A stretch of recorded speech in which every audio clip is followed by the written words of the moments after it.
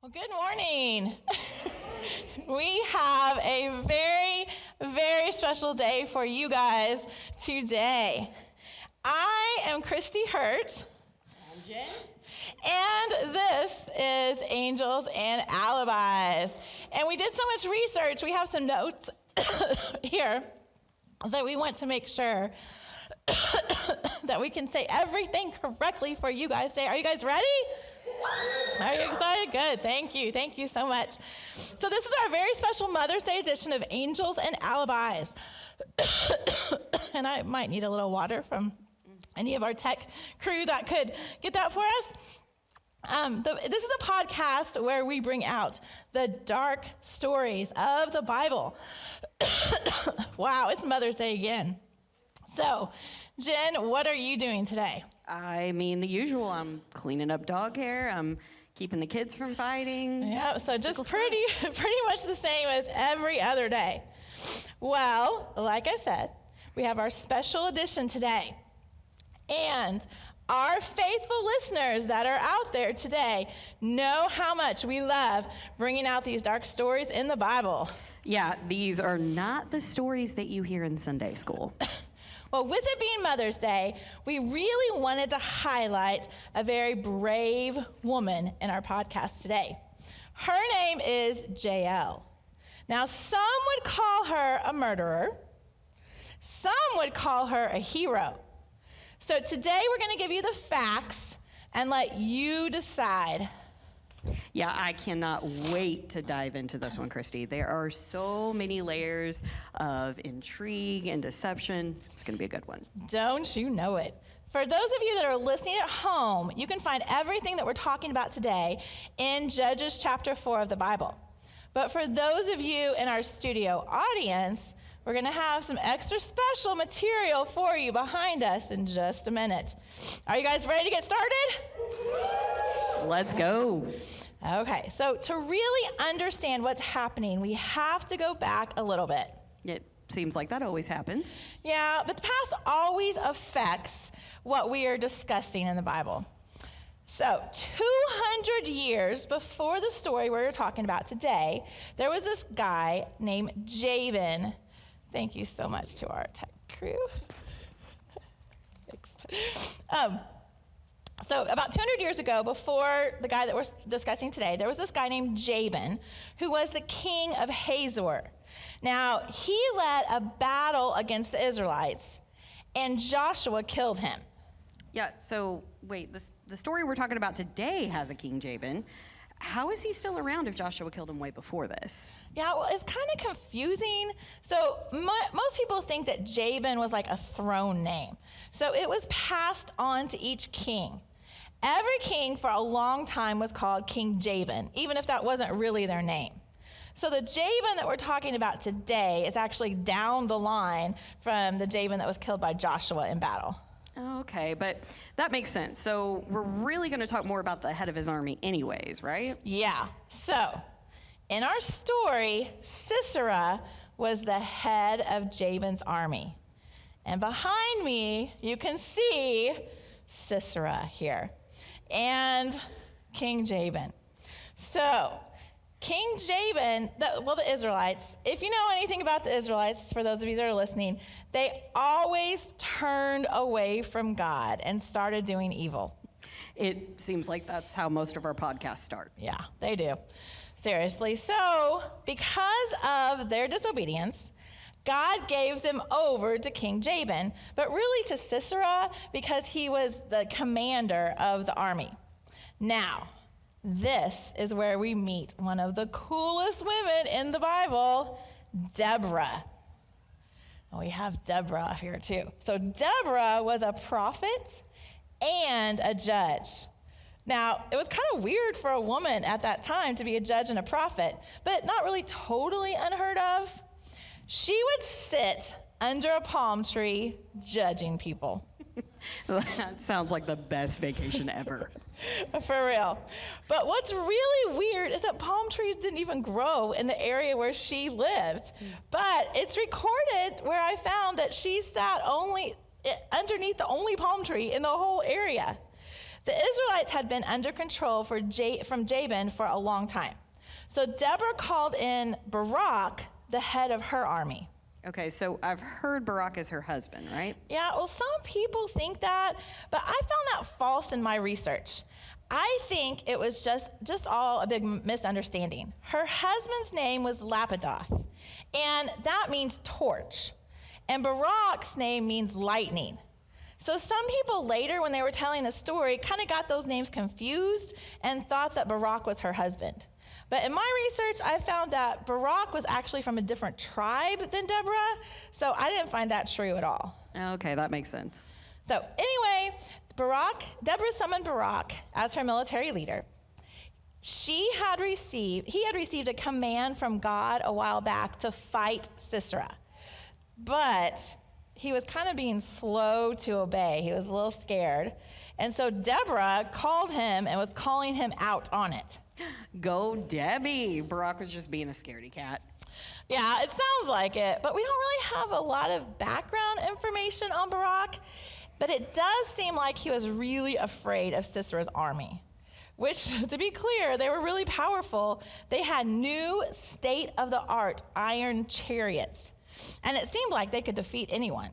Well, maybe he did have something to be scared of then, I guess. I think so. Deborah gave Barak battle plans. She said that God would call Sisera's chariots into the area of the Kishon Wadi, which is like a dry riverbank, and then Barak could go and defeat them. But Barak refused to go without Deborah. That is so weird. A big military leader wouldn't go without a woman? Yeah, well, it is weird, but Deborah was known to hear from God. So Barak may have felt like taking her was kind of like taking God with him, even though God already said that he would be with him. So Deborah did go with him then? She did, but she told him as punishment for his unbelief that God would give Sisera into the hand of a woman. I love it when God does stuff like this. Yeah. Well, next, something really weird happens in the story.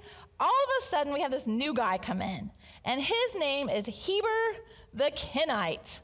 And here he is. And we don't really know who he is. He's traveling and pitches his tent north of where Deborah and Barak are.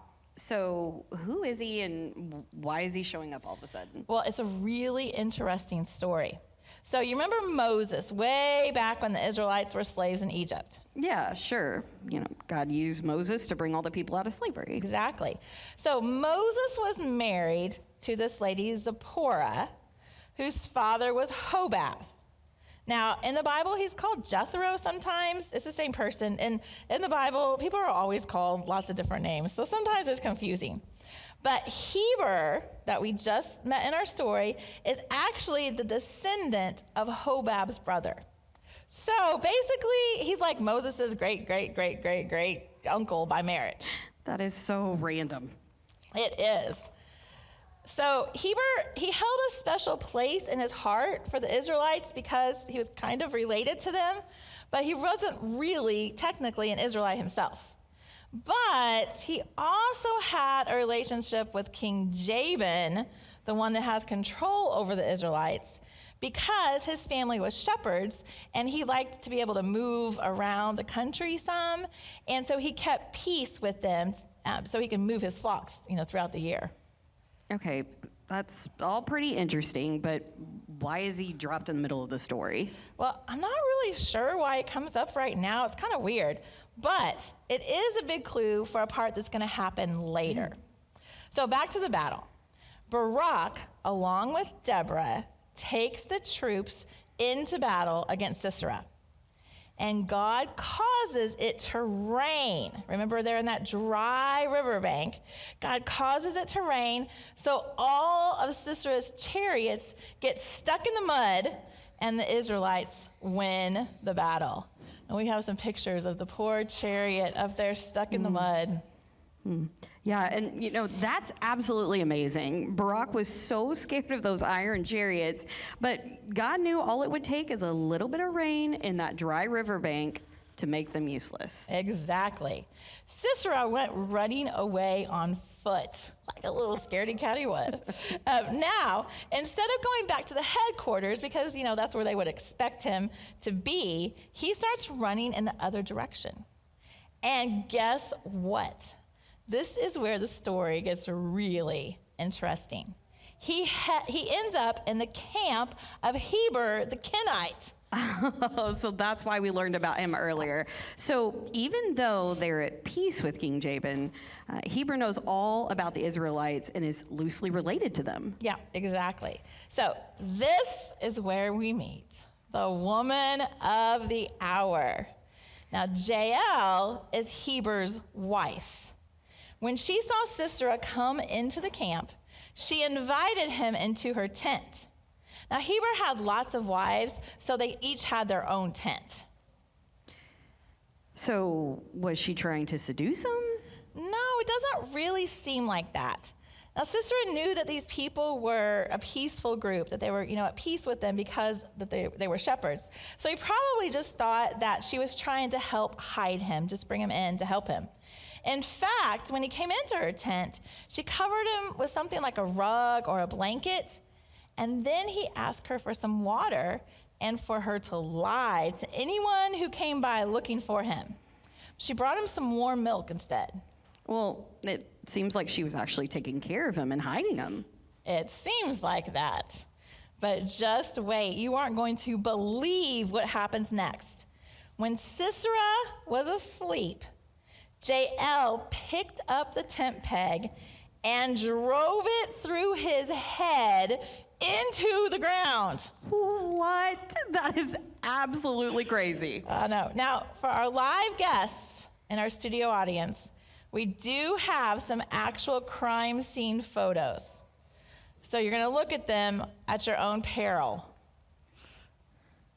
Ooh. There it is. That is Jael and Sisera. I can't believe she did that. So what happens next? So a little while later, Barak was still on the hunt for Sisera. So he came that direction, and Jael took him in to show him Sisera's body. I wonder how Barak felt about that. Having some woman, that takes out the guy he was scared of. Well, wait, didn't you say this had actually happened earlier? Yes. So Deborah told Barak, if you remember, that he was going to be punished by giving Sisera over to the hand of a woman. And that's exactly what happened. Yeah, a woman with a tent peg. True. So every week in our podcast, we try to bring out some darker stories of the Bible. But we try to figure out what they're teaching us as Christians today. Well, this one taught me to always keep a tent peg in my pocket. Okay, well, that's one idea. But I want us to look a little bit closer at Barak. He was supposed to be the commander of the army, right? Right. But he didn't trust God. Now, when we read the Old Testament, we can see lots of times when the Israelites lost battles because they were unfaithful. But the Israelites won this battle. Barak went to Deborah and had her help. Exactly. I think that's really what we can learn today, is the best thing for us to do is always to trust God from the very beginning. Trust everything he tells us to do. But in real life, sometimes that is really hard. So we need to have people around us that we can go to in order to help build up our faith. Barak had Deborah, and she helped. Now, Barak still faced consequences of not trusting God at first, but the battle was won because Deborah's faith was enough for both of them. Yeah, and that's just so good, especially today on Mother's Day. I mean, we all know being a mom is hard. I know I always need to trust God with my kids and everything going on in my family, but sometimes I get overwhelmed. It's so good to have friends that can help me build up my faith. It is so true. And for our listeners out there, and then for those in our studio audience, make sure that you are building up a group of friends that can help you. When it's hard for you to turn to God, you can go to them, and they can help build up your faith when things look impossible. Yeah, and find a friend with a tent peg. Sure. Well, that is it for this edition of Angels and Alibis. I am Christy Hurt. And I'm Jen. And we will see you next week, or a few weeks from now, to talk about a very important lefty in the Bible. Thank you. Thank you guys very much.